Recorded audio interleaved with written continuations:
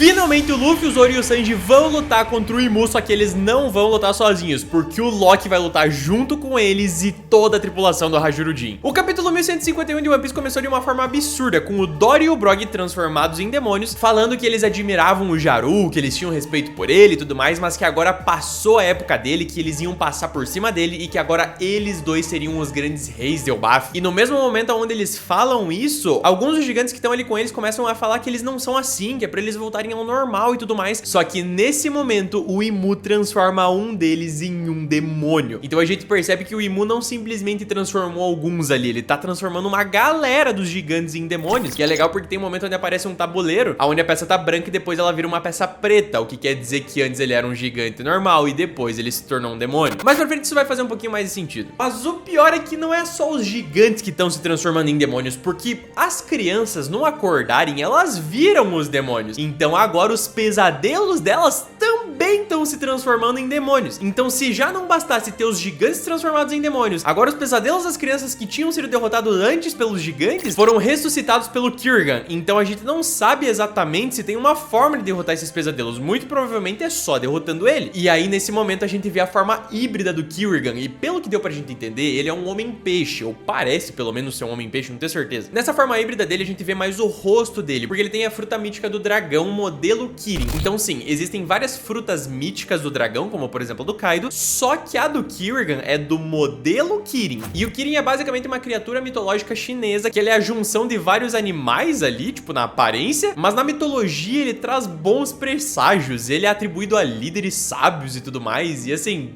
Qual que é o sentido de essa fruta com esse significado de estar com o Kirigan, que é um cavaleiro sagrado, que tipo assim, é virado no diabo junto com toda aquela galera ali? É uma ótima pergunta. Então existem outras frutas míticas do dragão de modelos diferentes, mas o modelo mais poderoso de todos é você deixando o seu like aqui embaixo, porque assim você mostra pro YouTube que esse vídeo é relevante e automaticamente o YouTube entrega esse vídeo pra mais e mais pessoas, tá ligado? Só que você pode perceber que no YouTube está sendo a primeira review semanal, mas lá nas outras redes sociais eu já postei review semanal de vários outros capítulos, então me segue lá também, @_Gribbler, mas se inscreve aqui no canal porque agora a gente vai começar a trazer as reviews completas dos capítulos aqui, porque lá, cara, é resumido, tá ligado? A gente faz o máximo que dá lá, mas aqui vai ser bem mais completo, com muito mais detalhe e obviamente com muita teoria absurda em cima que não dá pra colocar lá no meio. Acho que eu consegui passar da hora essa parte, né? Enfim, vamos pro próximo. Mas voltando, aí a gente corta pros chapéus de palha, onde eles estão vendo que todo aquele caos tá acontecendo e tudo mais, e o Usopp fica indignado com o Dory e com o Brog, pedindo pra eles, tipo assim, por que vocês estão se rebelando contra o Baf, mano? Tipo, e cadê a honra nessa forma de vocês, demoníaca e tudo mais? Porque o Usopp não tá ligado ainda que eles foram transformados nesses demônios e tudo mais, por mais que ele esteja vendo eles, ele ainda assim tá muito indignado. E é louco porque, cara, o Usopp é pra ser o personagem mais importante, ou pelo menos um dos mais importantes em Elbaf, porque desde o início ele tá falando sobre Elbaf, tá ligado? Sobre a Terra dos Gigantes, a honra e tudo mais. Então ele precisa ter um destaque a mais nesse arco que, por enquanto, Oda ainda não deu pra gente esse destaque pra ele. Quer dizer, não deu pra gente o destaque não deu o destaque pra ele. Vocês entenderam o que eu quis dizer? E a gente vê que tem alguns gigantes ali que ainda querem salvar as crianças, que querem correr atrás, por mais que o caos esteja um absurdo ali acontecendo. E aí a gente vê uma conversa dos Cavaleiros Sagrados. No caso, o Saint Summers e o Saint Kirigan pedem pro Imu, que no caso é a Gunko possuída pelo Imu naquele momento, até que ponto eles levariam aquela destruição e tudo que eles estavam fazendo ali. Porque os pesadelos em um determinado momento, pelo que o Kirigan fala, conforme eles vão se enfurecendo, vai chegar um ponto onde eles vão se autodestruir. Então, tipo, até que ponto que eles iriam levar tudo aquilo? Por quanto tempo, tá ligado? Porque senão eles iam perder os pesadelos do Kirigan. E eu não entendi se os demônios também, mas eu acredito que não, é só os pesadelos. E o Imu fala que eles vão avançar até que eles quebrem o espírito de Elbaf. Só que ele diz uma coisa polêmica logo depois disso. Ele diz que se o Herald não houvesse falhado naquele instante, todo Elbaf estaria sobre o domínio de Imu. E aí a gente começa a se perguntar, cara, beleza, Herald foi o rei de Elbaf por muito tempo, a gente viu ele em uns capítulos atrás, só que como assim se o Herald não houvesse falhado? Isso pode querer dizer que no passado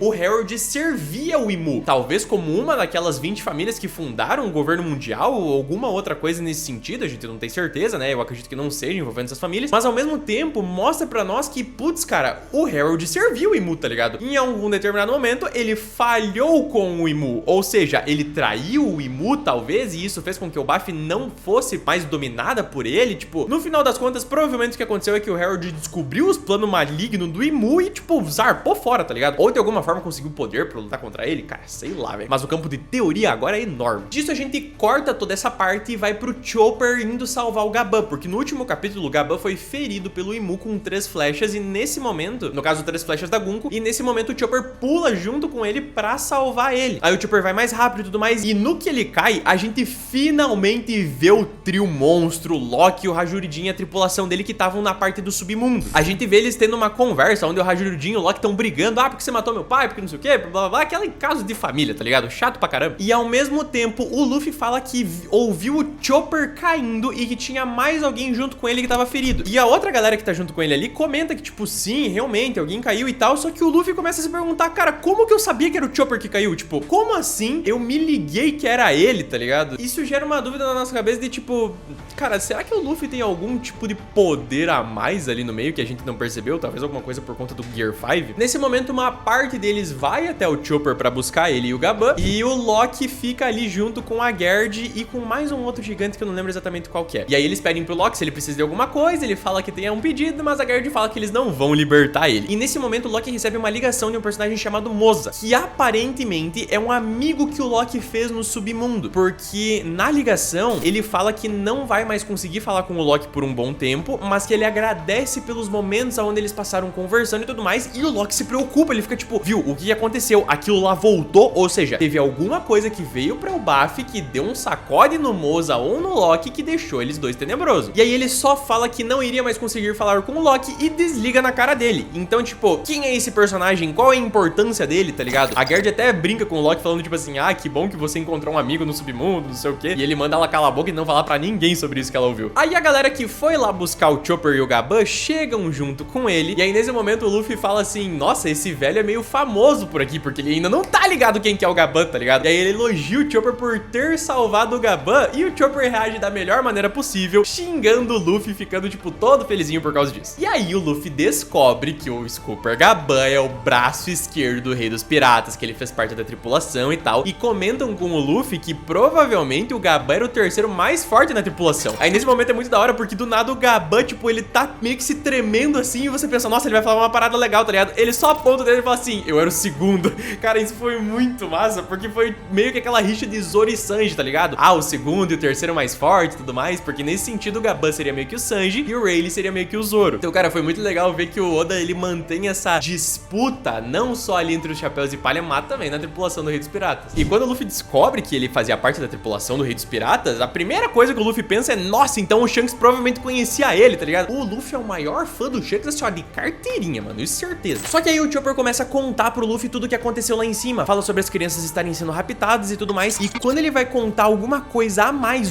do nada, ele incende um haki extremamente poderoso, que no caso é o haki do Imu. Nesse momento o Gaban reconhece esse haki, então, cara, provavelmente esse mesmo haki que o Imu soltou ali pode ser que tenha sido o haki que ele deve ter soltado em God Valley, porque pro Gaban conhecer isso, óbvio que o Roger, né, e toda a tripulação dele devem ter se encontrado com o Imu em algum momento. Pode ser que tenha sido em God Valley, pode ser que tenha sido em qualquer outro lugar, mas de qualquer forma ele reconhece esse haki como sendo extremamente poderoso e todo mundo ali treme na base, tipo assim, o Luffy, o Zoro, o Sanji, a tripulação do Hajuridin e tal. E aí o Hajuridin fala pra tripulação dele, mano, o bagulho é o seguinte, vamos subir lá pra cima porque o Buffy tá em perigo. O Luffy fala pro Chopper ficar de boa, porque agora é ele que vai dar conta disso. Então, tipo assim, ó, joga no peito do teu pai que o pai dá conta. Basicamente foi isso que o Luffy falou. E o Loki tem a melhor reação possível, porque ele começa a dar risada da cara de todos eles e fala, vocês precisam do meu poder, né? Cara, esse capítulo acabou de uma forma sensacional. Eu tô louco pra ver o que vai acontecer no próximo capítulo, porque muito provavelmente agora vai começar a treta do trio monstro, do Loki, do Hajuridin, toda a tripulação dele contra o Imu, contra os Cavaleiros Sagrados. E assim, ó, o que eu acho que vai acontecer? Provavelmente vai ser o Luffy e o Loki contra o Imu e o Zoro e o Sanji contra os outros dois Cavaleiros Sagrados. Tipo, um pra cada, tá ligado? Porque, cara, assim, ó,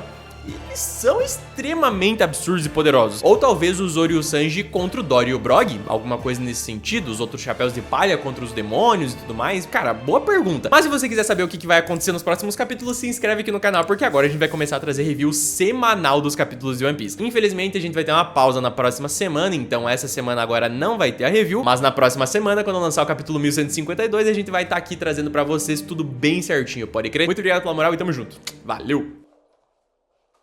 Ai, me disse que gravou, me disse que gravou, me disse que gravou. Aê, gravou! Eu tava com medo que ele não tivesse gravado, porque, né, memória do celular. Mas deu boa, Vini!